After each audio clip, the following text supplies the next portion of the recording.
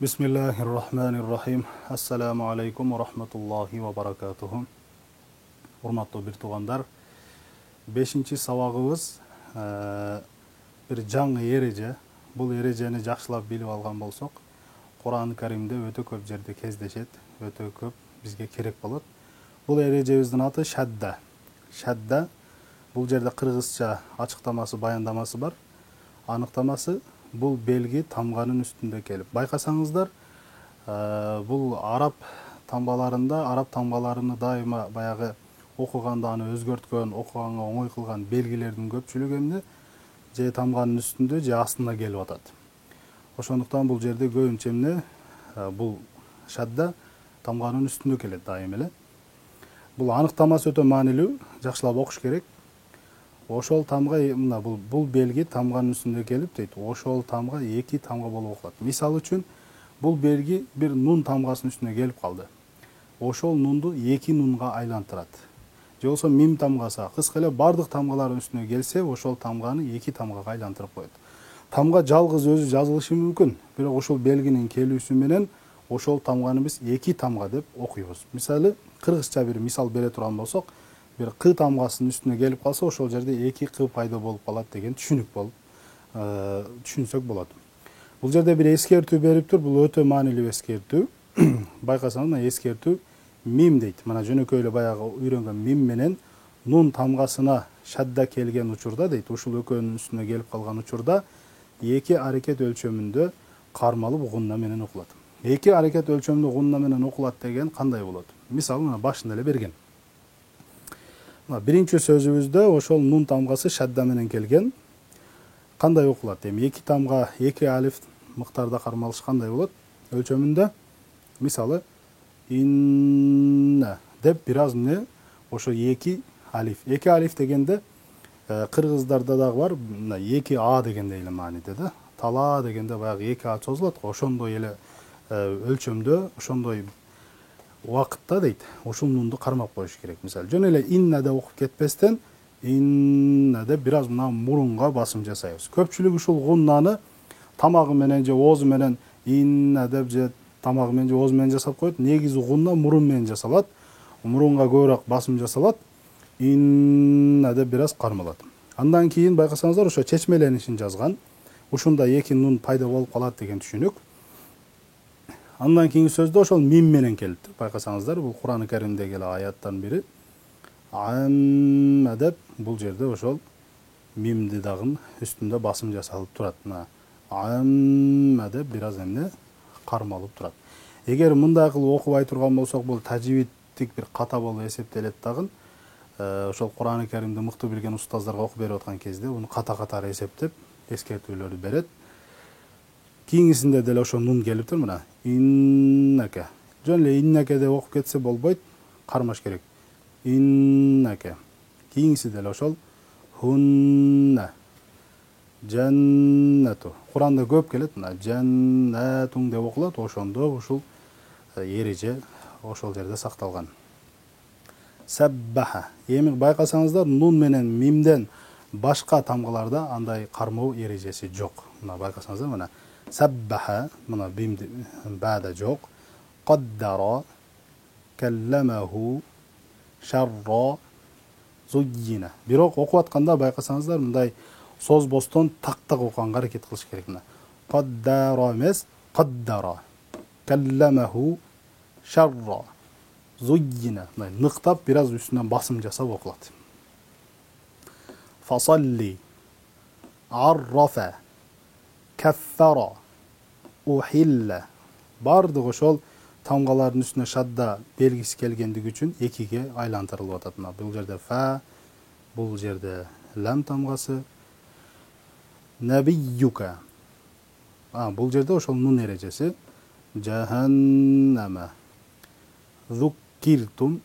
Зуккиртум. Бул жерде каф эки окулду. Адуллука. Ядзаккару. Бул жерде зал тамгасы дагы, каф тамгасы дагы экиге айлантырып окулуп атат. Роббахум убаллигу фасаббата нуяссиру табайяна ولهن يثبت تخلت يكرم متقدم. Урматтуу көрүүчүлөр, бул тамгаларды, сөздөрдү окуп атканда эч качан унутпай турган нерсе, кайсыл эреже кандай окулгандан көз каранды кандай болгон тагдырда деле тамганы эч качан туура окуганды унутпайбыз. Себеп кээде эрежеге амал кылып, тамганы ката окуп койбошубуз керек. Мына байкасаңыздар, бул жерде мына набийюка деген сөздө ошол на ошол эле на бойдон окулат, набийюка каф ошол каф бойдон. Эрежеге амал кылам, эрежени аткарам деп атып, тамганы ката окуп албайлы. Тамгага өзгөчө көңүл буруш керек.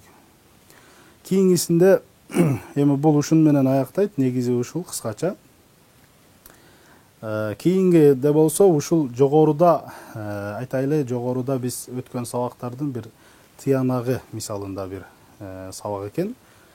Кыскасы бул жерде ошол тамгалардын окшоштугу жөнүндө берген.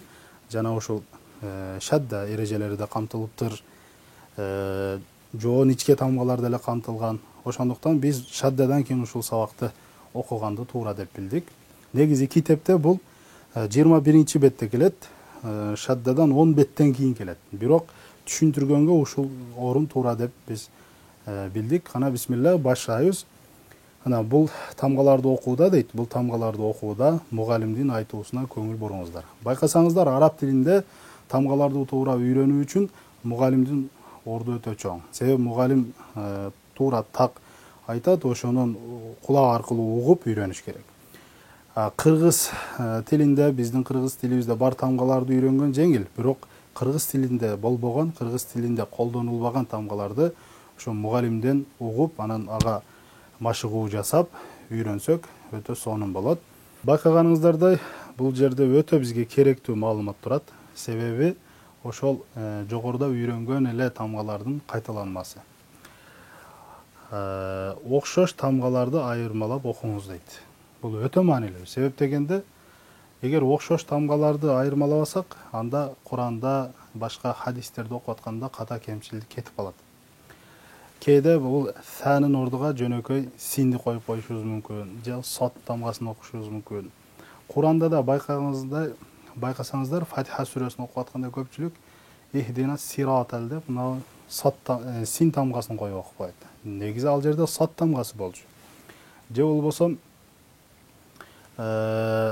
Аллах деген сөздө көбүнчө бул жерде байкасаңыз мына ха, хо, ха тамгасы турат. Бул ха жумшак ха келет. Бирок көпчүлүк эмне Аллах деп ханы коюп алат. Ошондуктан бул эрежеге дагы, ошол маанисиге дагы туура келбей калат. Ошондуктан тамгалардын арасындагы айырмачылыктарды өтө мыкты билишибиз керек. Мына байкасаңыздар, са менен келет, саллама, саллама, саллама. Бул жерде 3 сөз, ошол 3 тамга менен келет, сөздөр окшош, айтылышы, тыбыштары окшош. Анан араб тилинде ошол тыбыштары жакын болгон тамгалар катышкан өтө окшош сөздөр көп.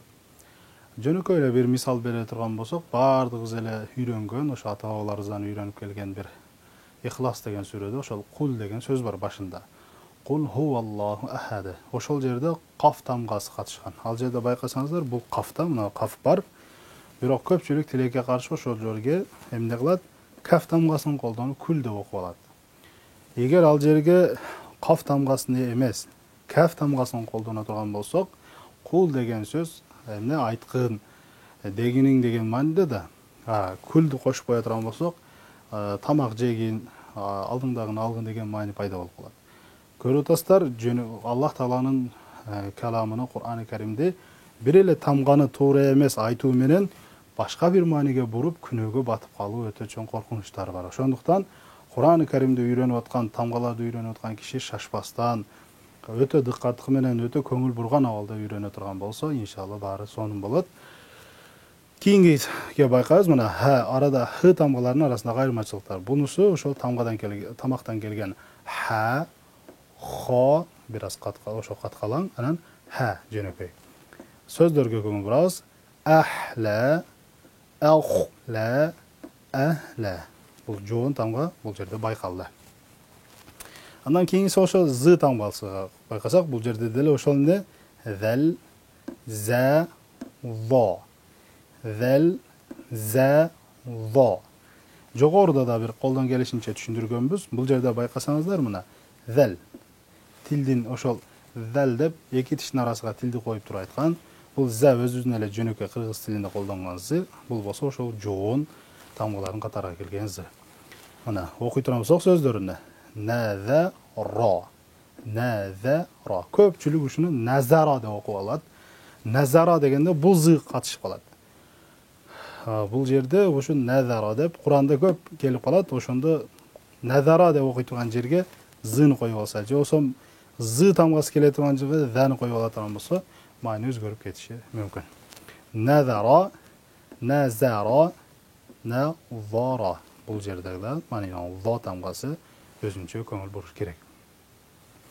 Андан кийин до менен во. Бул до менен вонун айтылыш тыбыштары бири-бирине өтө жакын болгон үчүн бул жерде чогуу бериптир.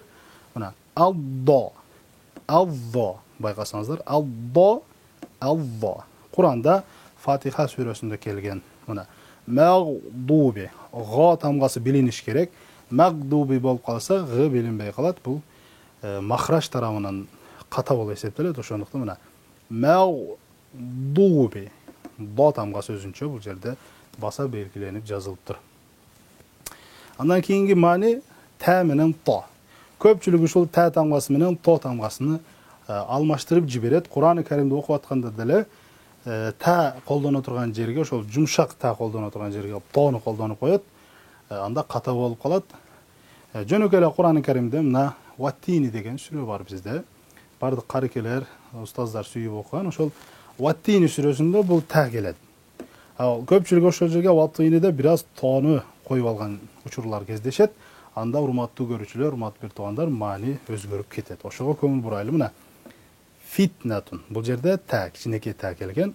А бул жерде болсо филтонатун. Бул тону эмне үчүн термелтип атабыз? Бир сабак мурда, ошол 4-чү сабакта айтканмын, дагы кайталайын. 5 тамга сүкүн менен келе турган болсо, алар термелет. Алар кайсылар эле? Каф, та, жим, ба, дал тамгалары. Ошол то тамга келген үчүн, бул жерде сүкүн менен келгендиги үчүн филтонатун деп бул тамга термелип атат.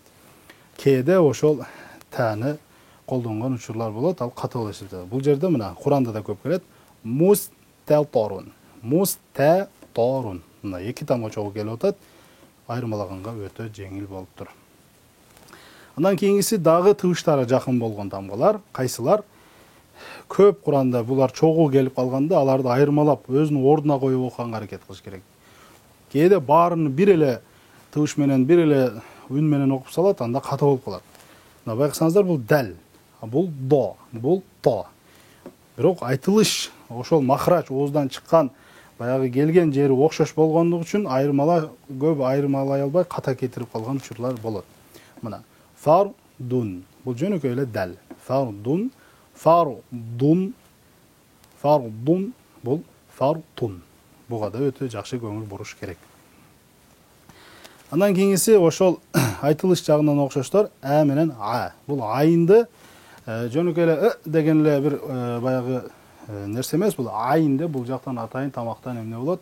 Чыгат. Буну машыгуу менен, кайра-кайра угуу менен, устаздар менен кайра-кайра сабак аткаруу менен буйруса иншалла өтө сонун үйрөнгөнгө болот.